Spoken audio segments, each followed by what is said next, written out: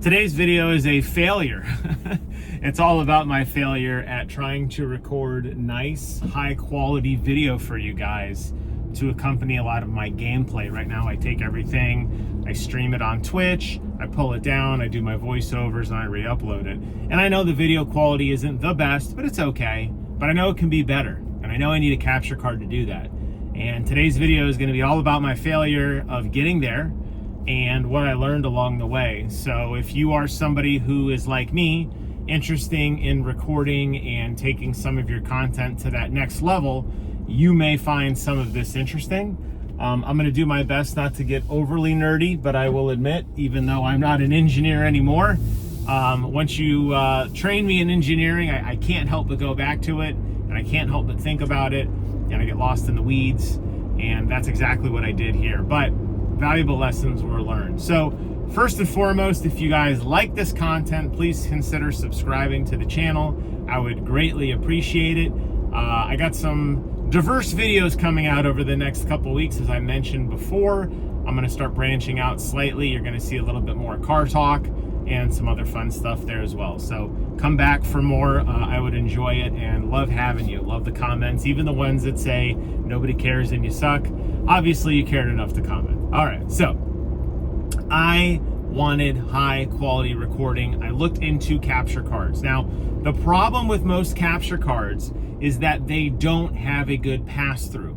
So how a capture card essentially works is you're taking your input signal and you're duplicating it essentially. One goes to your television and or monitor in which you are going to enjoy the content originally.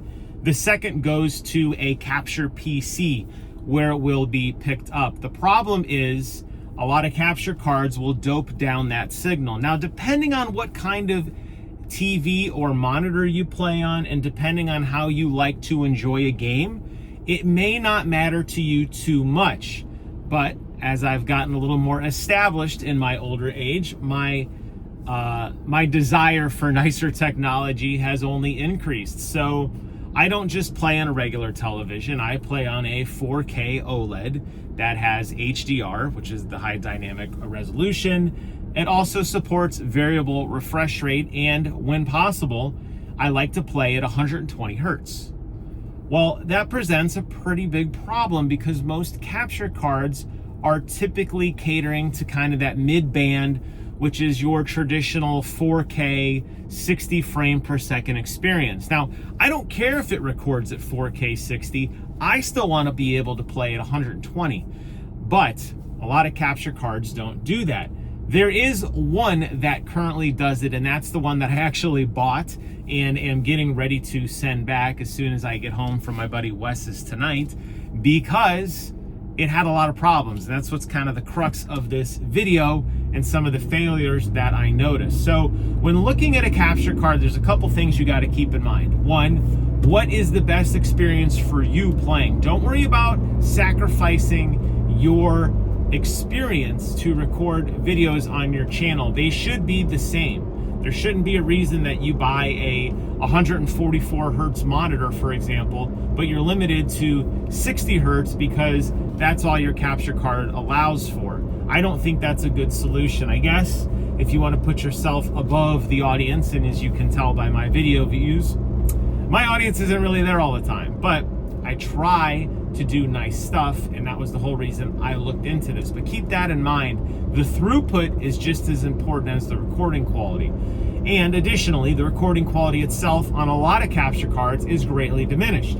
Even if it does output a 4K 60 signal to your primary display, it will only record at a 1080 60 or a 4K 30, which has a lot to do with that throughput. Because again, this capture card is basically taking one signal and duplicating it, and it has to kind of keep up with that. Additionally, the throughput on a nice big cable like your traditional HDMI cables, especially cables with HDMI 2.1 that does offer that high frame rate, the throughput needs to match that on the data side, which is going to limit you very, very, very quickly to a USB 3.1 or above type of signal. Most computers don't support that. As I learned, they've kind of changed the USB standards over the last few years, again, as they've done before. If you're curious about that, I did a video on the Shit Hell 2 explaining why it will not work with Xbox, because Xbox has taken liberty of the USB standard that they themselves wrote with IBM back in like 1991 or 1993. Their standards are different. Well, unfortunately, USB standards to this day continue to be weird. You have HDMI, you have USB 3.1, you have USB 3.1 Gen 2, USB 3.2, etc., etc. It gets confusing quickly, and because the nomenclature keeps changing, you might buy something now that in 3 to 4 years doesn't mean what it meant when you bought it. What does that all mean? Well, what that means is, in order to capture, you're going to need to make sure that your signal that you are viewing is not diminished. You're going to need to make sure the computer that you're recording it on can handle that amount of data. And most importantly, you're going to need to make sure that the capture card, the in-between, whether it's embedded into your computer via PCIe cable, or if it's external, via a USB-C and it's just a little box that sits on your desk. In either of those circumstances, you want to make sure that that box can do exactly what you want to do. You will find really good deals on very cheap capture cards. There is a reason. It's one of those things. The throughput is bad, or the recording is bad. And those are things you need to be mindful of. That's what jacks the price up. So I found the card that did everything I wanted it to do. It's an AVERMEDIA Live Gamer 2.1. Normally it's on sale for $300 US. It was on sale during Amazon Prime Day for like $220 or $230. So I picked it up. I got it the other day and I opened it up, and that's where the hijinks started to begin. So not only do I have the limitation of trying to find a card that supports all the throughput, which, like I said, I bought one, but I like to game upstairs. I have a separate room in which I game. I sit on a nice, comfortable couch with a nice, heavy-duty surround sound system. It's not computerized. I'm not sitting at a desk. I'm not sitting at a computer chair, and I don't have a streaming computer nearby, which I was willing to accept. So I logged my computer upstairs. I was able to plug my computer into a smaller television that I usually watch, like streaming shows when I'm playing games. And I was able to use that setup, and I figured, well, at least that way, the worst thing I have to do is lug my computer upstairs, plug it in. It takes less than 5 minutes and I'm up and running. Well, the AVERMEDIA has some serious software limitations to it, and a quick search on the internet or on Reddit, which is kind of one and the same, will yield the same results that I encountered firsthand. The software sucks. So when you plug in your capture card into your computer via USB-C 3.1 or higher, if it is not a USB-C 3.1 or higher, it will not work, by the way. So a 2.0 will not work. It'll just flash yellow and say it can't connect. So you have to have a nice port in your computer. If you don't have one, a PCI add-on to your motherboard will run you about $60 to $70. So you can go ahead and buy it there. Thankfully, my motherboard had exactly one from 2018. I was super happy that I was able to actually pick it up and use that, and it worked great. It plugged right in, no problems. Software installed, not too bad, but it immediately asked me for a firmware update. The reason why, as I found, is AVERMEDIA has a tendency to overpromise, and they're not gonna, the thing you buy might not be what is actually listed on the box quite yet, because they're gonna patch it later. So they do a lot of this future promise stuff where they're like, hey, we're gonna give you this capability, but it'll be later. If you recall Diablo 3, for example, when they promised PvP, they never got around to it. But if you look at the back of the box that I bought when I picked up Diablo 3, it clearly says PvP is coming, and there's a little star that says coming soon. Well, AVERMEDIA does the same thing. The reason why that's important is some of those really high frame rates I mentioned, the 120 frames per second, or the 144, which is becoming a much bigger standard in the PC space. Those standards were not available out of the box on this card. Ultra-wide support, 3840 by 1440, not available out of the box. All had to be patched with a later firmware. Well, guess whose firmware wouldn't update? Well, that was mine. I tried numerous times through various methods trying to use the installer that was built in with the control software to update it. The update failed. I went to the site and I downloaded the executable directly from the AVERMEDIA website, a standalone executable. I tried to install that. It failed. I deleted everything and reinstalled it. I ran it as an administrator. I ran it in capability mode. I even started digging through driver settings to see if I could somehow manually force a driver update through my my device manager, trying to like backdoor into the device. All things failed. Looking online, I found a lot of people had the exact same problem that I did. They were trying to install the software and the software would not take. Well, because of what I was promised versus what I bought, that created a pretty big problem if I could never update the software. On top of that, every time I opened the control center, it would pop up and say, hey, you need to update. So it was just an added annoyance on top of everything. But I still decided to venture on and say, you know what?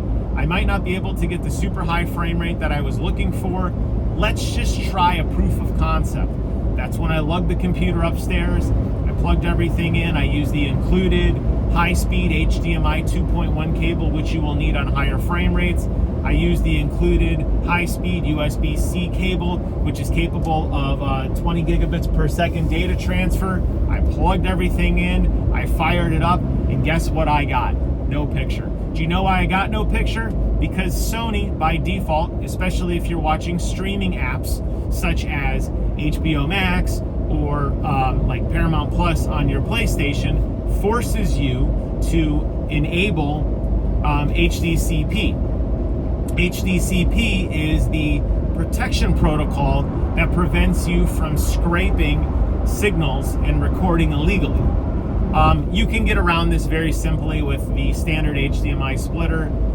It introduces more latency into your program, but on television you don't care, you'll just see it a second late. It matters a lot on a game because obviously your input is tied directly to the game, and if you move up and your character doesn't move up until about a second later, it's going to give you a pretty bad experience. Well, HDCP of course is enabled because I often watch like Game of Thrones with my wife upstairs because that's our nicer TV, whatever. Well, okay, forgot.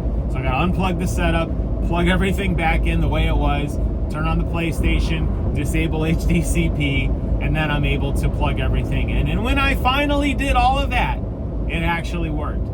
But it introduced latency on my signal. My signal. I don't care about the recorded signal, I care about my signal. And as I am playing and moving around, I noticed a little bit of latency. And the picture just wasn't as clear as it was before, which makes sense because you're introducing yet another input. Instead of just having your PlayStation process the data as it was designed, or your Xbox, but I'm talking about PlayStation because that's what I pretty much play now. Instead of processing that data and pushing it directly to a television, which is ready to gobble it up and put all that fancy stuff on there, like your HDR or your, some of the variable refresh rate controls, any of that stuff, right? Nope. It's got to go through this little AVERMEDIA box, which says, hey, I got the signal. Okay, you get the signal and you get the signal. And then it hands it off to my computer, which is ready to record. Well, I don't like that. The fact that it was promised as latency-free and lag-free turns out to be a lie. It does not. It's close, but it's not quite. And when you're spending a lot of money on a nice television, and you're planning on leaving this plugged in permanently because you don't want to have the hassle of constantly reaching behind your console and unplugging one HDMI cable into the box and then plugging it into another HDMI cable into the box, it's a pain in the butt. So my idea was that I was going to set this all up exactly one time and leave it plugged in permanently, and then all I'd have to do is bring my gaming computer upstairs, plug my USB-C cable in, fire up the software, and off to the races I went. Well, it introduced a latency, and it wasn't good. And after playing with the software for a while and trying to lower the performance of my capture, in other words, reduce the signal in which it would have to process on my PC, I just couldn't get around the fact that there was always going to be some sort of latency and some degradation in what was a beautiful, crystal clear picture on my television just moments before.